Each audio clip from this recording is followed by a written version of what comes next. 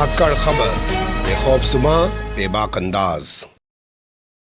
धाकड़ खबर के news room से मैं आपके साथ हूं अकरम रईस खान। तोता, मुर्गा या कुत्ता यानी डॉगी जैसा बताना तो उचित नहीं होगा, क्योंकि इन जानवरों का, इन पक्षियों का यानी तोते का, मुर्गे का, कुत्ते का यानी डॉगी का भी कोई सम्मान हो सकता है और उसको ठेस पहुंच सकती है। और हम इस हक में कभी नहीं रहते हैं कि किसी जानवर के, पक्षी के सम्मान को भी कोई ठेस पहुंचे। और इंसान की तुलना जानवरों से की जाए, इसके भी मैं कभी हक में नहीं रहता हूं। हाँ, अगर कुछ ऐसे इंसानों की बात करनी है जो भोंपू मीडिया वाले हों, तो उन्हें उपमा दी जा सकती है सांभा जैसी। अरे ओ सांभा, सुना होगा ना आपने शोले फिल्म में गब्बर सिंह कैसे अपने चेले को पुकारता था और उसके बाद उसका चेला कैसे उसका गुणगान, उसकी महानता बताने लग जाता था। तो भोंपू मीडिया के कुछ ऐसे ही पत्रकार हैं जो होड़ में लगे हुए हैं कि कौन बड़ा सांभा है। उनकी एक रिपोर्ट आपके सामने रखने जा रहा हूं, बोलती हुई तस्वीरों की ज़बानी। दो पत्रकारों का हाल फिलहाल आपके सामने रखूंगा, जिसमें से एक का नाम है सुधीर चौधरी,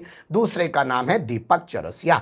सुधीर चौधरी के बारे में आप जानते हैं, 100 करोड़ रुपए की रिश्वत मांगने के मामले में तिहाड़ जेल गया था। उसके बाद जब छूट के आया तो वाई प्लस सिक्योरिटी में घूम रहा है बीजेपी के रहमोकरम पर। पहले जी न्यूज़ में अपना गंद फैलाता था, लेकिन जब जी न्यूज़ की आर्थिक स्थिति खराब हो गई तो अरुणपुरी के पास पहुंच गया, क्योंकि अरुणपुरी का इंडिया टुडे और आज तक खूब दमदार तरीके से, ललन टॉप खूब दमदार तरीके से चल रहा है। तो यहां पर आकर वो आजकल गंद फैला रहा है ब्लैक एंड व्हाइट शो करके। इसके अलावा दूसरा जो दीपक चौरसिया है, उसे तो सीधे तौर पर लोग दीपक चौरसिया कहते हैं। आजकल परेशान है, कभी इधर है कभी उधर है, उसका कोई ठो ठिकाना नहीं है। तो वो जो है सुधीर चौधरी को पछाड़कर सबसे बड़ा सांभा बनने की होड़ में लगा हुआ है। क्या उसने ऐसा कारनामा कर डाला है जिससे कहा जा रहा है कि बड़ा सांभा बन जाएगा और बड़ा सांभा बनकर उसको कुछ शायद मिल भी जाए? रखेंगे आपके सामने हर पहलू, लेकिन उससे पहले सुप्रीम कोर्ट से आ रही एक बड़ी खबर पर नजर डाल लेते हैं। खबर को देखना शुरू कर दीजिए। मैंने अपने एडिटर से कहा है कि बहुत सारी कटिंग्स बहुत सारे अखबारों की यहां पर लगा दे।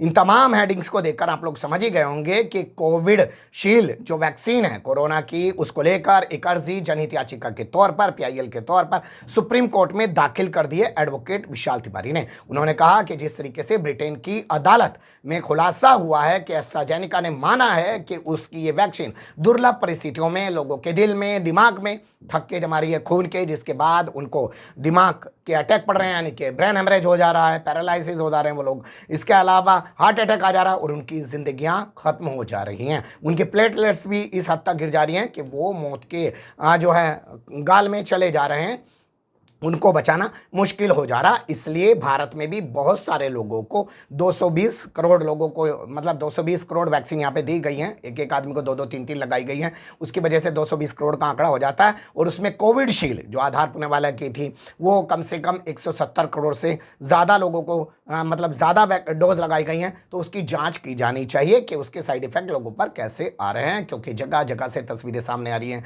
कि खेलते खेलते बच्चे मर जा रहे हैं, नाचते नाचते बच्चे मर जा रहे हैं। बड़े बुजुर्गों की तो बात ही क्या, और सरकार इस पर ध्यान नहीं दे रही है।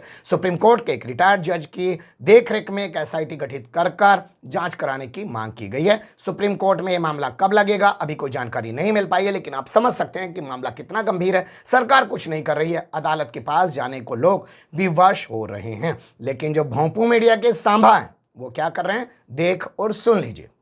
आप में से जिन लोगों ने भी कोविशील्ड वैक्सीन लगवाई है, उन्हें हम ये बताना चाहेंगे कि इस वैक्सीन के साइड इफेक्ट्स वैक्सीन लगवाने के 1 से 6 हफ्ते के बीच होते हैं, और अगर आपको 6 हफ्ते के अंदर भी ये साइड इफेक्ट्स नहीं हुए तो अब आपको साइड इफेक्ट्स होने की संभावना ना के बराबर है। दूसरी बात, जो लोग ये दावा कर रहे हैं कि शरीर में ब्लड क्लॉट्स की बीमारी यानी खून के थक्के जमने की बीमारी, जिसे हम टीटीएस कहते हैं, वो कोविशील्ड वैक्सीन से पैदा हुई है, वो लोग भी आपको गलत जानकारी दे रहे हैं। सच ये है कि टीटीएस नाम का ये सिंड्रोम 100 वर्ष से भी ज्यादा पुराना है और पहली बार वर्ष 1924 में एक 16 साल की लड़की को यह बीमारी पहली बार हुई थी।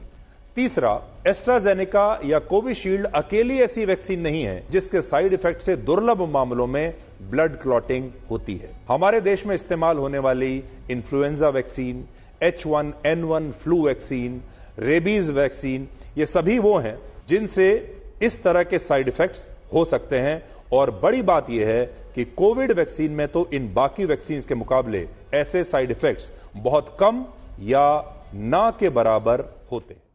सुन लिया आपने, सांभा पूरी डिटेल के साथ बता रहे हैं कि भैया डरने की जरूरत नहीं है, जो लोग आपको डरा रहे हैं वो झूठ बोल रहे हैं, क्योंकि इससे पहले ऐसी बहुत सारी वैक्सीन थी, ऐसी बहुत सारी और भी दवाइयां थी जिसकी वजह से खून के धक्के जम रहे थे। इसमें तो बहुत कम मात्रा में 0.000 उसी स्टाइल में बता रहे हैं। जैसा कि आप जानते ही हैं कि एक ज़माने में गुमशुदा तलाश केंद्र चलता था दूरदर्शन पर दरियागंज से, और उसमें बताया जाता था कि फला आदमी गायब है, 000 इस नंबर पर आप जो है हमें पुलिस को जानकारी दे सकते हैं अगर वो कहीं मिले तो। लेकिन ये यही नहीं रुक रहा है, अगले अपने इसी बातचीत के दौरान बता रहा है कि इसने तो कोविडशील्ड 3 बार लगाई है और कैसे तनकर सामने खड़ा हुआ है, रोजाना नए नए आइडियाज निकाल कर आता है लोगों के दिमाग खराब करने के लिए, अपना जहर और अपनी नफरत फैलाने के लिए और सत्ता की चाटुकारी करने के लिए या बड़ा सांभा बनने के लिए। वो भी सुन लीजिए।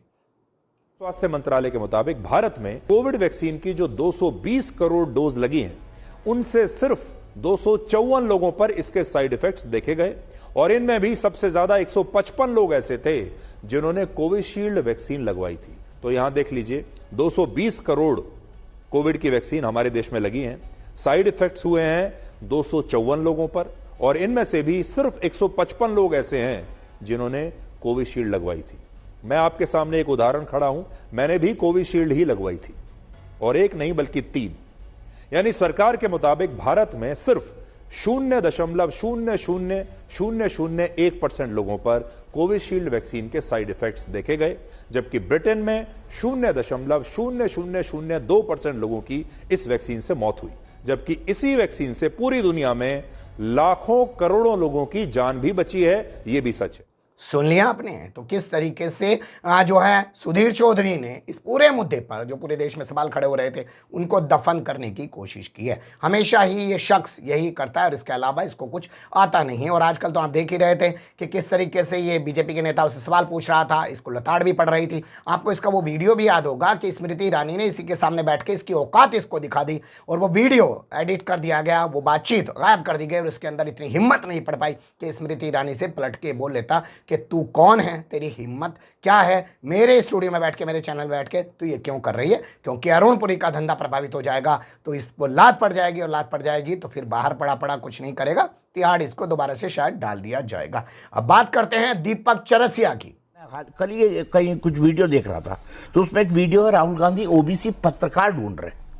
वो बोल रहे कि ओबीसी पत्रकार कहाँ है, संपादक कहाँ है, सबके सरनेम पूछते थे सर। हाँ, मैं हूं ना, मैं सामने बैठा हूं। 2004 में मुझे ही डीडी से माननीय राहुल गांधी जी और उनकी पार्टी ने निकाल के बाहर किया था। मैं डीडी का हेड था, मैं ओबीसी पत्रकार था, तब उनको नहीं दिखाई दिया। आज वो ओबीसी पत्रकार ढूंढ रहे। सुन लिया आपने, दीपक चरसिया ने बताने की कोशिश की है कि वो ओबीसी पत्रकार है। अब बताइए, इतने दिनों बाद अब वो अपने आप को ओबीसी पत्रकार दिखा रहा है, और इसके बताने के पीछे आप समझ सकते हैं कि क्या दिखाना चाह रहा है। कांग्रेस को वो ओबीसी विरोधी साबित करने की कोशिश कर रहा है और खुद विक्टिम कार्ड खेल रहा है।